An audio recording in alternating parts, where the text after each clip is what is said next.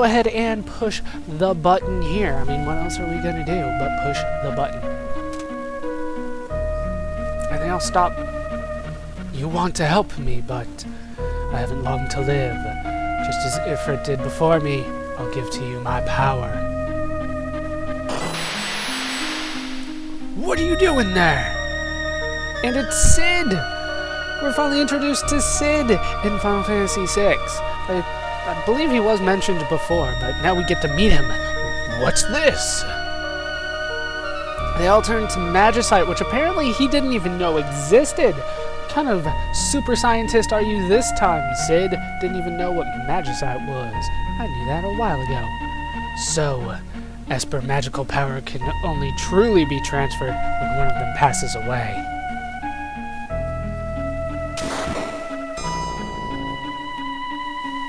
And it looks like we get all 6 at once. What the hell am I going to do with 6 of them? Received Magicite! You're not going to tell me what they are just yet. Professor Cid! General Limia! And who might these dubious characters be? Your troops? Kind of in a way, but not really. No, you see, can it be true that you came here as a spy, seeking to cause an uprising? That's actually pretty accurate, yeah. But look at Luke's reaction to that. Now, I have to blame Woolsey for this. I have to assume that what the Japanese version said was Cid said that she wasn't actually being a spy against the Empire, but she was being a spy for the Empire, that she had infiltrated the Returners as a spy for the Empire, based on Luke's reaction there. And I see further evidence and further dialogue that we'll see right about now. Because guess who has shown up? So that's it! Magicite! Cid, you miserable blockhead! Now! General Limia, the game's over. Bring me those Magicite shards. Why do I have a hard time saying that? Limia, you deceived me. Of course not. Have a little faith. I hate your laugh. Actually, I love your laugh because I hate it, Kefka. She has tricked you all. Limia, that's so you. Did she? Luke, please believe me. I don't know what to believe anymore. Now! Exterminate all of them! Oh, I can take on 2 of them. Apparently, I can't take them on. Limia's hanging on a thread there. Luke, let me protect you for once. Maybe now. Now you'll believe me. And she has changed the color of everything to cyan? Teal? I'm not good with colors. Limia! What are you doing? Stop it!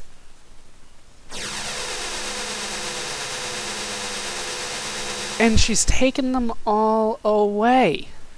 This is kind of a confusing scene, what's going on here. So I have to assume, based on what happened, that Limia is still on our side. Limia. But it doesn't look like Luke thinks she is. If you have Kanijo with you here, Kanijo will say, "See, I knew she couldn't be trusted," but I don't have him here because, to be honest, early on he's not that great in the party. Well, at least for now. He will be later, though. What happened? This is a disaster! Your fighting has caused the capsules to rupture! Their contents are spilling out! Quick, over here! And I will say now, but I won't show it, that Limia actually was de-equipped, both in equipment and in espers, when she left there. Kefka has used me, used the Empire. What have I done? The life energy of those espers. You've helped me come to a decision. I'm going to talk to the Emperor and have this stupid war stopped. Good for you, Cid. And we have made another startling turnaround with a character between Stefan and Cid. I mean, just people that were in the Empire are now just quickly abandoning it. Now, I didn't move him down here. They obviously pointed at the save point so that you save. So I'm going to go over the espers that we got first before I do save. We did get 6 new ones after all. I wouldn't suggest changing any of them out right now though. We have Unicorn, not Ponyta, casts Remedy on the party. Very nice. You can learn Cure 2. Remedy, Dispel, Safe, and Shell. Cure 2, of course, very, very useful, especially early in the game, which is, well, the main reason why I would give somebody Unicorn, but we already learned it from Kieran. I got 100 magic points. I was so close to getting there, might as well finish it off. Then there's Maduin, non-elemental attack. That doesn't say much, but once again, I'll show these all off later. All the spells level 2. Very nice. Magic power +1 on top of that when you level up. Then we have Shout, return from Final Fantasy V. I don't believe Unicorn or Maduin were in any of the previous Final Fantasies. Not that I can remember. Shout, though, definitely we have seen him before. Bio, Break, and Doom. I'm not a big fan of any of those spells, really. But usually there's somebody that with a weakness to Shout out there. Phantom makes the party invisible. This is actually a pretty damn good thing. But I'm going to try to go without it for a while. Making the party invisible is always very nice. Berserk, Vanish, and Demi. MP plus 10%. That is very useful down the line. We'll probably see a lot of people with Phantom on. Then we got Carbuncle. Not spelled all the way through. This is also a repeat, I think, of Final Fantasy 3 and 5. Cast Reflect on the party. Reflect, Haste, Shell, Safe, and Warp. Safe is Protect, if I remember correctly. And yeah, no spells leveling up. And we also have Bismarck. Bismarck is a water elemental attack. I don't think we have seen Bismarck before. Fire, Ice, and Bolt, and Life. Strength +2 on level up. What are you on? Siren? HP +10. No, we'll keep you there. We'll keep you there. As you can see, they all cost more than anything that we have encountered before. The lowest one being Unicorn, which is 30, which is more than Stray, which is the most. Don't you have Strength +1? How close are you to learning all this? Fire 2 and Drain. And what do you teach? Oh, God. I will sort this out once again, and I'll let you know. I might miss out on that +1 strength, though. All rested and saved. Actually, didn't need to rest. Everybody here had full everything. But we have changed a couple of the espers around. We now have Shout on Elvis and Bismarck on Luke. Still Shiva on Glenn. Yeah, I just couldn't miss out on it. I couldn't miss out on the +1 strength. That does add up over time, of course.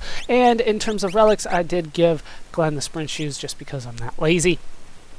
And I think, before I forget, the reason that you want to have a fight with Limia in the front, in that one room that we were in before we encountered the espers, is so that you can get a certain battle formation here.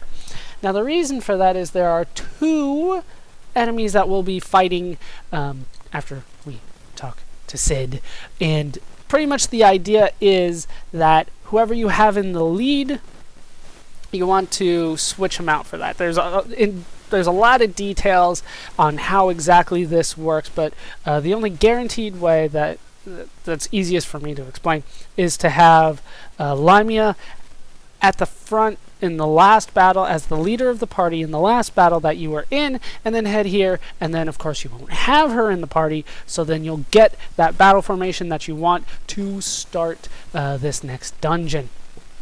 And the idea being that you want to get that fight so that you can get it the rage for that enemy later on, and it's a pretty good rage to have. Alright, let's go ahead and talk to him. That's enough explaining. Done. Wait, no. What are you doing up there? There we go. That's much, much better. He was in charge by default. That's my explanation for that. Okay, Cid, we are ready to go. Limia, I've known her since she was a baby. I raised her as if she was my own daughter. But she was forced to become a Magitech Knight, and has done some awful things, but could only talk to her, but apologize for the way her life has turned out. No, it's Kefka! And he just pushes me. Go! And now we are ready for one of the weirder parts of Final Fantasy VI, the minecart. I just take a step back when you're trying to look at this. And we're up against the Mag Rotors. Now, the Mag Rotors here, there's a purple one and a red one. That is what we were looking for, the red one in particular. It's rare that it will show up, but because we did that last battle with Limia in the front, Ice 2, very nice, it was guaranteed that that was going to be the battle formation that we would get. Those are the only two enemies that you can encounter here. They are ridiculously easy from what I remember, so I'm just going to keep all the battles in because they're very short, and otherwise I would have to do a lot of cutting here. And I got a Bolt Edge from one of them. These are Magnum Rotors, by the way. It's just abbreviated MAG because of limitations on the Super Nintendo, but Magnum it is. Sure, I'll take all jokes now. I don't think you can actually learn very many spells here before the end of this little minecart thing. Once again, you'll have to take a step back if you're trying to figure out what the hell is going on here, because it's not that apparent at times. Oh, they finally got a hit in it. It doesn't really do that much. I'm apparently over-leveled. Don't know how that happened. Go ahead and die. Now, if you've noticed, we have not encountered another red Magnum Rotor after that. After that first one.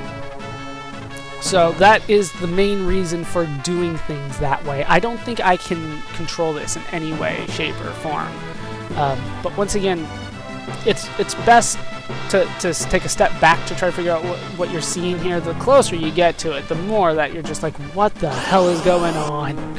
It's not fun. Hey, we did encounter the red ones again. So there you go. They are kind of rare though, so that's the idea again for doing that. And once again, it's just a one battle, and the enemies in that one are not that difficult. So that was the reason for that. I know I do some strange things sometimes, but there's usually a reason. And we've learned Osmos and Rasp. Very nice. A couple fire schemes. Sweet. I'll take them. We haven't had Bash in our party for a while, but I will take the fire schemes. Now, one thing that you can do is cast Phantom and make your entire party invisible. I'm not usually a fan of doing invisibility things, but the option is there for you. There